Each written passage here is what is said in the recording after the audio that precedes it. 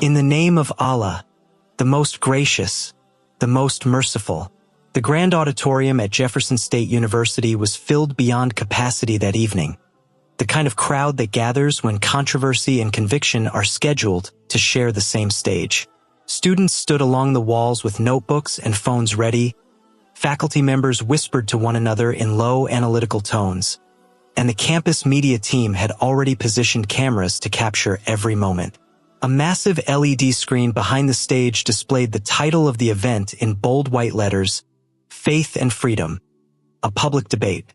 The air carried a tension that felt less like hostility and more like anticipation. The lights dimmed gradually, and a single spotlight settled at center stage as the moderator stepped forward to introduce the speakers. Tonight, he announced, we welcome Dr. Emily Carter, Professor of Comparative Religion, and Yusuf Ali, representing Islamic thought.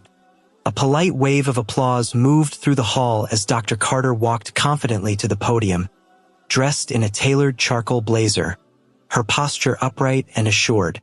Her reputation on campus was clear, intellectually rigorous, direct, and unafraid to challenge deeply held beliefs. She paused briefly, scanning the audience, then turned her attention to the young man standing across the stage.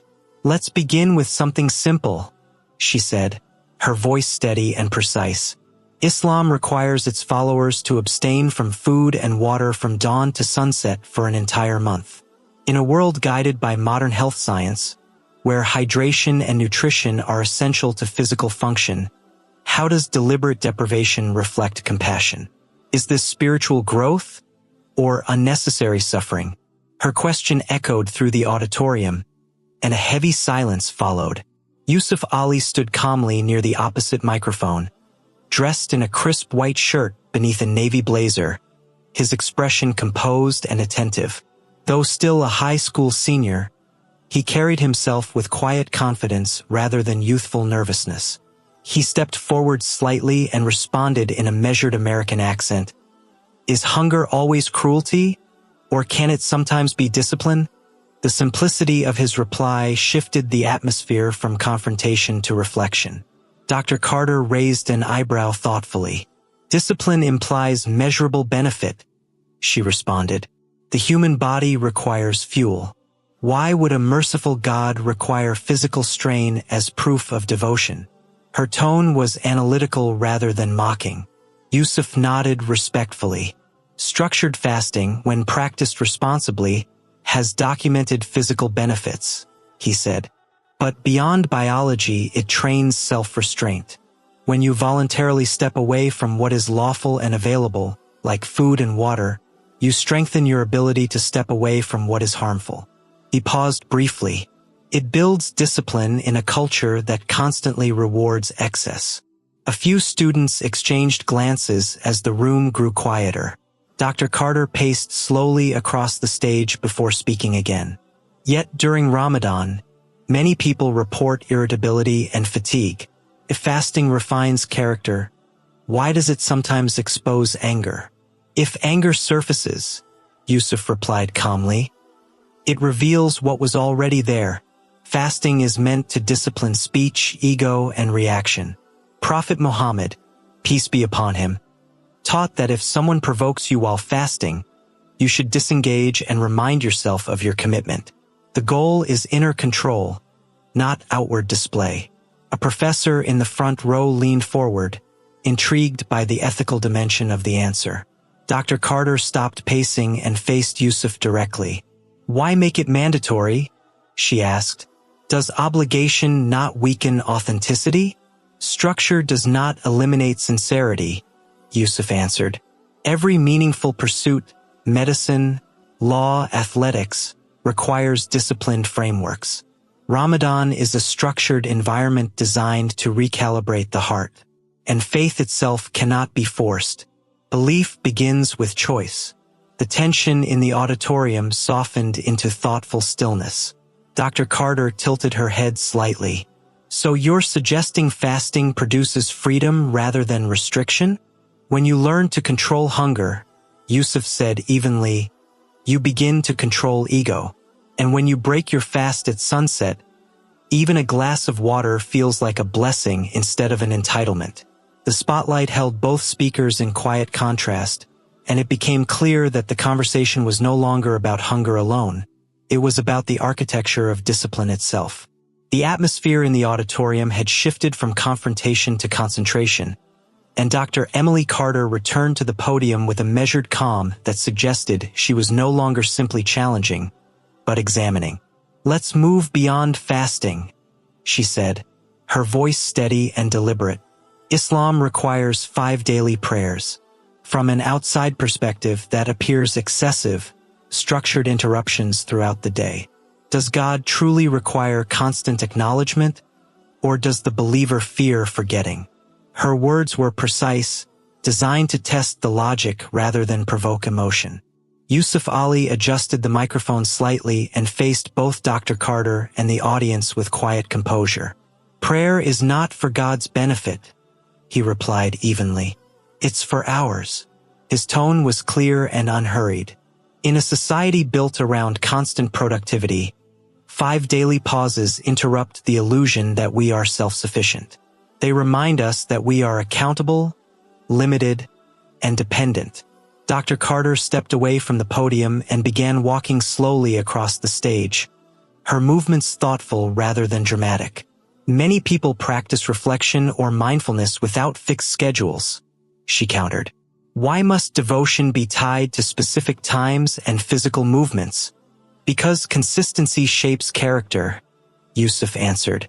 "Spontaneous reflection can inspire, but disciplined reflection transforms habit. When prayer is anchored to the movement of the sun, your day revolves around something greater than deadlines or personal ambition." He paused briefly before adding, "Structure builds stability." A few students in the upper rows nodded subtly as Dr. Carter stopped walking and faced him directly.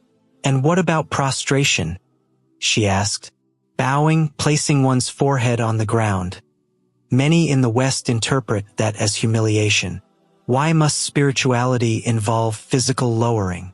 Yusuf's expression grew more reflective, though his voice remained calm.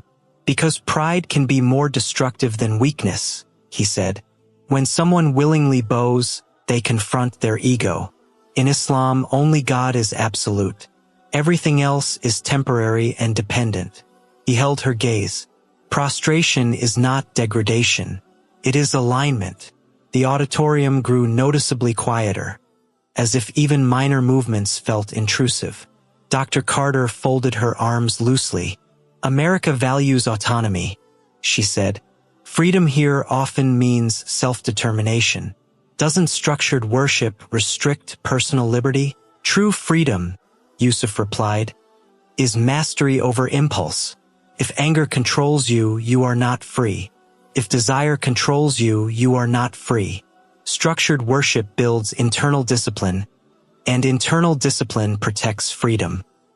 His voice did not rise, yet the clarity of his reasoning carried across the hall.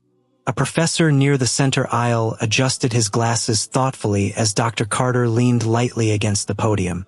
"You frame religion as protection rather than control," she observed. "Yes," Yusuf responded. "Protection from becoming captive to ourselves." The lighting overhead cast steady illumination across the stage as the discussion deepened. Dr. Carter glanced toward the audience before returning her focus to Yusuf. "If prayer shapes time and fasting shapes desire," she said slowly, "then religion is not merely ritual, it is structure. Structure that strengthens rather than suffocates," Yusuf replied. The room settled into a thoughtful stillness, the earlier tension replaced by genuine inquiry. It was evident that the debate was no longer centered on isolated practices, but on the broader philosophy of discipline and human freedom. A steady silence lingered in the auditorium as Dr. Emily Carter stepped away from the podium and moved toward center stage, her tone no longer sharp but deeply analytical. "Religion does not operate in isolation," she said, addressing both Yusuf and the audience. "It influences public life, economics, and civic space. In several American cities, the public call to prayer has sparked debate. Some consider it an expression of faith, while others see it as intrusion. Why should religion echo into shared space? Her question was measured, aimed at the societal dimension rather than personal devotion. Yusuf turned slightly so he faced both her and the audience, his posture steady. "The call to prayer is not a declaration of dominance," he replied. "It is a reminder of purpose." He paused before continuing. "Every society allows public expressions of shared values, church bells on Sunday mornings, national anthems before sporting events, moments of silence after tragedy. The call to prayer functions similarly. It signals a pause and invites reflection." His tone remained calm and explanatory. Dr. Carter nodded faintly but pressed further. "Pluralism requires sensitivity," she said. "What about those who do not share that belief? Should they be expected to accommodate religious reminders in their environment?" "Pluralism means coexistence, not invisibility," Yusuf answered evenly. "In diverse communities, people express identity through culture, language, and tradition. Visibility does not equal coercion." He held her gaze steadily. "The call to prayer does not force belief. It simply acknowledges presence." A quiet murmur of contemplation moved through the audience as Dr. Carter shifted the discussion. "Let's turn to economics," she said. "Islam requires zakat, mandatory charity. In the United States, charity is voluntary and reflects personal choice. Why transform compassion into obligation?" Yusuf's expression grew thoughtful. "Because wealth shapes influence," he replied. "If resources accumulate without circulation, inequality hardens into division. In Islam, wealth is considered a trust rather than absolute ownership. A portion is designated for those in need, not as an act of superiority, but as recognition of shared responsibility." His words were deliberate and measured. Dr. Carter paced slowly as she responded. "But modern governments collect taxes to address inequality. What distinguishes religious charity from civic taxation? Taxes maintain infrastructure," Yusuf said. "Zakat cultivates conscience." He allowed the distinction to settle before elaborating. "When giving becomes a consistent principle rather than an occasional emotion, generosity becomes part of moral identity. It reminds the individual that prosperity is not entirely self-created." Several faculty members exchanged thoughtful looks as the atmosphere grew warmer. Not physically, but intellectually. Dr. Carter stopped pacing and faced him again. "Does it work?" she asked plainly. "Historically, has this system reduced poverty? Where implemented sincerely, it strengthens community bonds," Yusuf answered. "It does more than redistribute wealth. It reduces resentment, fosters dignity, and reassures the vulnerable that they are not forgotten." His voice remained calm, but his conviction was unmistakable. Dr. Carter studied him carefully. "You present Islam as an integrated framework, personal discipline, structured worship, economic balance," she observed. "Yes," Yusuf replied. "Fasting disciplines desire. Prayer disciplines time. Charity disciplines wealth. Together, they cultivate balanced individuals and stable communities." The clarity of his summary hung in the air as the auditorium remained still. The discussion no longer felt like opposition, it felt like exploration. Dr. Carter drew a slow breath, her voice quieter than before. "If religion shapes society so comprehensively," she said thoughtfully, "then its influence on the inner life must be even more significant." Yusuf met her gaze calmly as the room settled into attentive silence once again, poised at the threshold of a conversation that was shifting from systems and structure toward something far more personal. A deep, attentive silence settled over the auditorium as Dr. Emily Carter stepped away from the podium entirely, removing the last physical barrier between herself and Yusuf. The shift in her posture signaled something subtle but significant. The discussion was no longer confined to policy or public structure. "We've examined discipline, worship, and social responsibility," she said slowly. But beyond systems, what does Islam actually do to the human heart?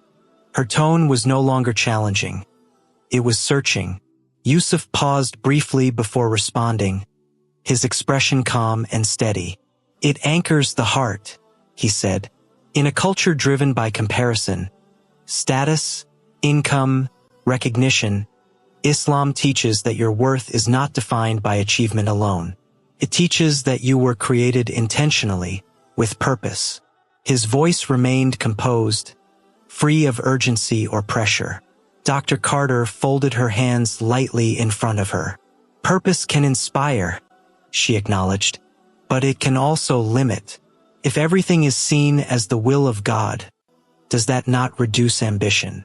Trust in God does not eliminate effort, Yusuf replied. It clarifies intention. You still strive. You still pursue excellence. But you are not crushed by failure or consumed by success. He paused briefly. It creates emotional balance. A thoughtful quiet filled the room as Dr. Carter considered his words. Many people in this country struggle with anxiety, burnout, and isolation, she said. Are you suggesting religion is the solution? I'm suggesting connection is the solution, Yusuf answered evenly. Islam teaches that human life is not random. When you believe your existence has meaning beyond chance, despair weakens. And when you stand in prayer, you are not speaking into emptiness. You are speaking to the one who created you. His tone remained calm but sincere. The silence grew heavier, not uncomfortable, but reflective. Dr. Carter's expression softened further. Religion has also been used to judge harshly, she said quietly. What about those who question? Those who doubt? Questioning is part of seeking truth, Yusuf replied. In Islam, the pursuit of knowledge is considered an act of devotion. Doubt can be the beginning of deeper understanding when it is sincere. He continued carefully, even the companions of Prophet Muhammad, peace be upon him, asked difficult questions, and they were guided, not silenced. Dr. Carter lowered her gaze for a moment before looking up again. So Islam does not fear scrutiny? She asked. No, Yusuf answered simply. Truth does not fear examination. The weight of that statement lingered in the air. Dr. Carter walked slowly toward the edge of the stage, glancing at the audience before returning her focus to Yusuf. For years, she said carefully, I believed certainty restricted growth. I thought intellectual detachment was liberation. Her voice was steady but reflective. But I'm beginning to see that endless uncertainty can also imprison the mind. Yusuf remained silent, allowing her space to speak. Dr. Carter drew a measured breath and faced forward fully. I have studied philosophies and traditions in search of a peace that endures, she said. What I have heard tonight resonates not as pressure, but as clarity. She paused briefly, and I cannot ignore that clarity. The auditorium was completely still as she spoke with calm conviction. I bear witness that God is one. A subtle movement passed through the crowd. She continued, her voice unwavering. And I bear witness that Prophet Muhammad, peace be upon him, is his messenger. For several seconds, no one moved. The declaration did not produce spectacle. It produced silence. Yusuf inclined his head respectfully, his expression composed and grateful. Dr. Carter turned toward him, a quiet steadiness visible in her eyes. Thank you, she said softly. All gratitude belongs to God, Yusuf replied. The lights remained bright above the stage, but the atmosphere had transformed. What began as a debate ended as reflection, and as the audience slowly rose from their seats, the auditorium carried not applause, but a profound stillness, as though each person had been invited to examine not just an argument, but their own certainty.